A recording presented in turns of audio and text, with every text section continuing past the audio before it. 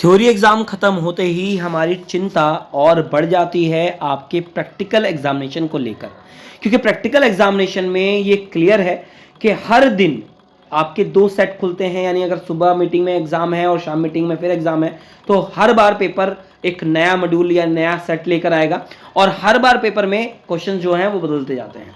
और अगर देखा गया है तो मैंने ये देखा है कि पहले दिन का जो मॉड्यूल खुलता है वो थोड़ा इजी होता है और अगले दिन यानी जितने दिन आगे बढ़ते जाते हैं उतने दिन जो सेट है वो थोड़ा टफ होता चला जाता है।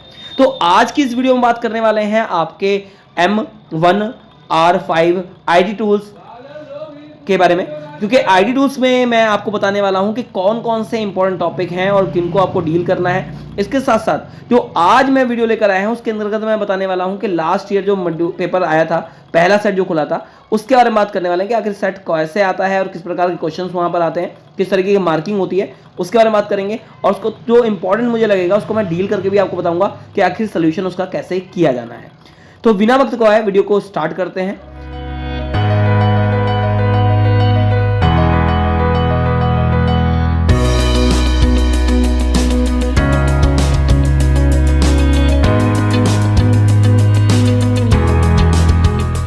Hi friends, this is Ashwini Kumar Awasthi watching my YouTube channel Ashwini Awasthi.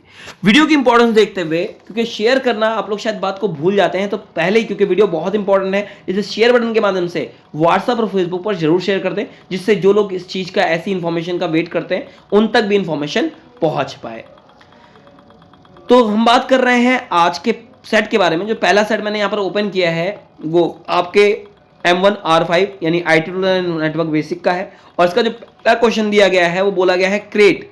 क्या क्रिएट करने के लिए बोला है? बिल्स, यानी या तो बिल बनाएं या फिर लीफलेट बनाएं या फिर ब्राउशर बनाएं। आप इन तीनों में से कोई भी चीज बना सकते हैं यूजिंग शेप। शेप का प्रयोग करना है आपको। एक तो उसके अंदर ये चीज ध्यान रखिएगा कि शेप का प्रयोग करना है। टेक्स्ट बॉक्स भी उसके अंदर यूज होना चाहिए। इसके अलावा टेबल का भी आपको उसके अंदर प्रयोग करना है। और ये जो सॉफ्टवेयर यूज करना है उसके लिए क्या यूज करना है? लिब्रे ऑफिस राइटर का प्रयोग करना है। यानी साफ तौर पर अगर सॉफ्टवेयर उन्होंने डिटरमाइन कर दिया है तो आपको इसी चीज पे उस चीज को बनाना पड़ेगा। इसके मार्किंग की अगर बात कर रहे हैं तो 25 मार्क्स यहाँ के लिए दिए गए हैं। अगला क्वेश्चन अगर हम नीचे देख रहे हैं तो दूसरा क्वेश्चन नंबर जो हमें दिया गया है वो दिया गया है create a student marks statement by using spreadsheet by the following. यानी आपको एक स्टूडेंट मार्क्स की डिटेल या स्टेटमेंट बनाना है जिसका यूज किस पे करना है? स्प्रेडशीट पे करना है। अब स्प्रेडशीट के लिए बोला है तो आप कैल का भी यूज कर सकते हैं और यहाँ एक्सेल का भी यूज कर सकते हैं। हम बेसिकली यहाँ पर एक्सेल का प्रयोग करने वाले हैं क्योंकि कैल जो सॉफ्टवेयर है हमारा वो थोड़ा सा इशू कर रहा है, इसलिए उस पर मैं नहीं बता रहा हूँ। आगे आने वाली वीडियोज के अंदर मैं आपको कैल पे भी काम करना सिखाऊंगा कि कैसे उस पर आपका ये वर्क होता है। तो समय को बचाने के लिए, क्योंकि अच्छी टेबल दी गई है, समय को बचाने के लिए हम क्या करते हैं, आपके ऑलरेडी मैंने यहाँ पर फॉर्मेट डिजाइन कर रखा है, इसलिए हम एक्सेल में चलते हैं और यहाँ फॉर्मेट हमारा डिजाइन हुआ है। अब देखिए इसमें जो एडिशनल चीजें उसने बोली हैं कि क्या क्या करना है, फाइंड आउट में बोला है।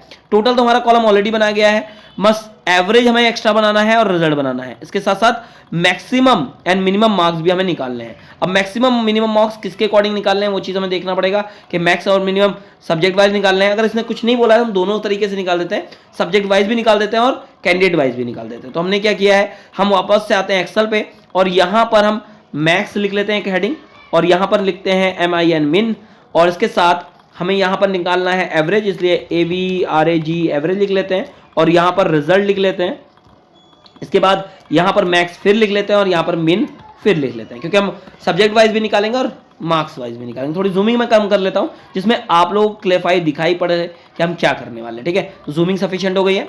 अब सबसे पहले बात आती है टोटल की। तो टोटल करने के लिए आपको पता है कि आपको एक फंक्शन अप्लाई करना पड़ेगा, इस फंक्शन का नाम है सम। अब सम लगाने के लिए इक्वल टू सिंबल नेसेसरी होता है, इसलिए मैंने टाइप किया इक्वल टू सिंबल, फिर लिखा मैंने यहाँ पे सम, ब्रैकेट स्टार्ट किया। अब जहां से लेकर जहां तक हमें जोड़ना है, क्योंकि हमें B2 से लेकर D2 तक जोड़ना है, तो मैंने B2 से लेकर D2 तक सेलेक्ट किया, ब्रैकेट क्लोज किया और एंटर प्रेस कर दिया। जैसे हमने एंटर प्रेस किया वैसे हमारा एक आंसर हमारे सामने आ गया, यानी टोटल वैल्यू आ गई है A की। अब अगर इसको हम नीचे अप्लाई करना चाहते हैं तो हमें कुछ नहीं करना है, हमें सेलेक्ट कर लेना है और कंट्रोल D के माध्यम से हम ये कार्य कर सकते हैं। या फिर अगर आप चाहें तो मैं इसको अंडू कर रहा हूं कंट्रोल Z से, आप एक काम और कर सकते हैं, सेल को सेलेक्ट करेंगे और यहाँ जो ये बटन बना हुआ देखिए यहाँ पर जो स्क्वायर है इसका, क्योंकि इस सेल के अंदर जो राइट बॉटम जो कॉर्नर है इसमें जो पॉइंट बना हुआ है कुछ अलग है, ये यूनिक है। इस पे आपको पॉइंटर लाना है, जैसे आप पॉइंटर यहाँ पर लाएंगे वैसे आपका प्लस सिंबल चेंज हो जाएगा और यहीं से इसको क्लिक करके आपको नीचे तक ड्रैग कर देना है। तो ये भी आप इसको फिल कर सकते हैं। इसके बाद एवरेज के लिए भी आप एक फंक्शन यूज करते हैं इक्वल टू एवरेज का, AVERAGE एवरेज, और एवरेज के बाद ब्रैकेट स्टार्ट करना है, फिर वही काम करना है कहाँ से, तो इंग्लिश सब्जेक्ट से लेकर कहाँ तक, साइंस तक एवरेज निकालना है। तो हमने इनको सबको सेलेक्ट कर लिया और ओके करा दिया, तो हमारा एवरेज आ गया है, ठीक है। और इसके अलावा आप एक काम भी कर सकते हैं कि आप इसको डिवाइड कर सकते हैं 3 से, तब भी आपका आंसर आ जाएगा। अब इसको भी हमने क्या कर लिया है, ड्रैग कर लिया है। ड्रैग करने के बाद अब आ जाती है बात आपके रिजल्ट की। रिजल्ट पर हम यूपी बोर्ड का रूल लगाएंगे, क्योंकि उन्होंने हमें कोई स्पेसिफाइड रूल नहीं बताया है, तो हम अपना रिजल्ट निकालने के लिए अपना रूल अप्लाई कर सकते हैं। तो यहाँ पर हमें यूज करना पड़ेगा इफ फंक्शन को, जो कि एक लॉजिकल फंक्शन के रूप में यूज होता है। तो हमने यहाँ पर टाइप किया equal to if, bracket start करेंगे हम यहाँ पर। ब्रैकेट स्टार्ट करने के बाद हमें सेलेक्ट करना है एवरेज वाला, कि अगर किसी कैंडिडेट के एवरेज मार्क्स किससे ज्यादा है, इस ग्रेटर देन इक्वल टू कितना है, 60 है। अगर किसी कैंडिडेट के पास एवरेज मार्क्स जो है 60 से ज्यादा है, तो क्या कहलाएगा, आपको पता है यूपी बोर्ड के अकॉर्डिंग वो कौन सी कैटेगरी में आएगा, वो FIRST फर्स्ट कैटेगरी में आएगा। तो हमने इसको फर्स्ट दे दिया, फिर कॉमा लगाया हमने यहाँ पर। कॉमा लगाने के बाद इफ आ जाएगा, फिर से अगेन, फिर ब्रैकेट स्टार्ट करेंगे हम यहाँ पर, और फिर सेलेक्ट करेंगे अपने एवरेज के सेल को, यानी F2 को फिर से सेलेक्ट करेंगे, फिर ग्रेटर देन सिंबल होगा, इक्वल टू होगा, कितना आएगा, 45। क्योंकि आपको पता है जिनके पास भी यूपी बोर्ड में 45 से ज्यादा मार्क्स होते हैं, 45% से ज्यादा मार्क्स होते हैं, वो क्या कहलाता है, कॉमा लगाएंगे यहीं पर, और डबल कोट्स में हम क्या लिखेंगे, सेकंड लिख देंगे, SECOND, सेकंड लिख देंगे, डबल कोट्स क्लोज कर देंगे। फिर यहाँ पर हम कॉमा लगाएंगे, क्योंकि अभी हमें लास्ट कंडीशन और देनी है, इफ देंगे, फिर ब्रैकेट स्टार्ट होगा, और यहाँ पर फिर सेलेक्ट करेंगे F2 को, इस ग्रेटर देन आएगा, इक्वल टू आएगा, कितना आएगा, 33%। लास्ट कंडीशन आपकी 33% होती है। कॉमा कौन आ जाएगा, यहाँ पर आ जाएगा THIRD, थर्ड आ जाएगा, डबल कोट्स क्लोज होंगे।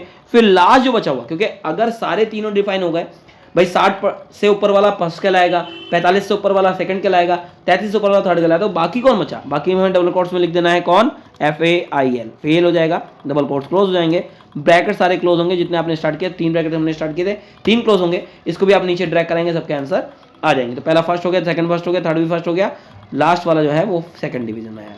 अब अगर मैक्स निकालना है, तब भी आपको क्या करना है, इक्वल टू मैक्स टाइप करना है, करेंगे, और यहाँ पर हम ब्रैकेट स्टार्ट करेंगे, और अपनी रेंज को फिर से हमें सेलेक्ट कर लेना है, इंग्लिश, हिस्ट्री और साइंस को, ब्रैकेट क्लोज करना है और एंटर प्रेस कर देना है। ड्रैग करा लेंगे इसको भी नीचे की तरफ, और यहाँ पर हमारा आ जाएगा क्या, कंट्रोल D प्रेस कर लेंगे, ये ड्रैग हो जाएगा। इसी प्रकार हम यहाँ पर मिन को यूज करेंगे, इक्वल टू MIN, मिन प्रेस करना है, ब्रैकेट स्टार्ट करना है, और फिर वही काम सेल रेंज को सेलेक्ट कर लेना है। तो हमें इंग्लिश, हिस्ट्री और साइंस को सेलेक्ट करना है, ब्रैकेट क्लोज करना है, एंटर प्रेस कर देना है, हमारा इसका भी आंसर आ जाएगा। इसको भी हम ड्रैग करा लेंगे नीचे की तरफ, कंट्रोल D के माध्यम से। अब सब्जेक्ट वाइज अगर हमें निकालना है, तो भी हमें सेम वही काम करना है, यहाँ पर इक्वल टू मैक्स टाइप करना है, ब्रैकेट स्टार्ट करना है, और इस रेंज को सेलेक्ट करना है, क्योंकि अब हमें इंग्लिश सब्जेक्ट निकालना है, इसलिए B2 से लेकर B5 तक सेलेक्ट करेंगे, ब्रैकेट क्लोज करेंगे और एंटर कर देंगे, तो मैक्स जो होगा इसमें आ जाएगा। अब इसी को हमें क्या करना है, राइट साइड में ड्रैग करना है, कंट्रोल प्लस R प्रेस करके, ध्यान रखिएगा, कंट्रोल R प्रेस करना है आपको यहाँ पर।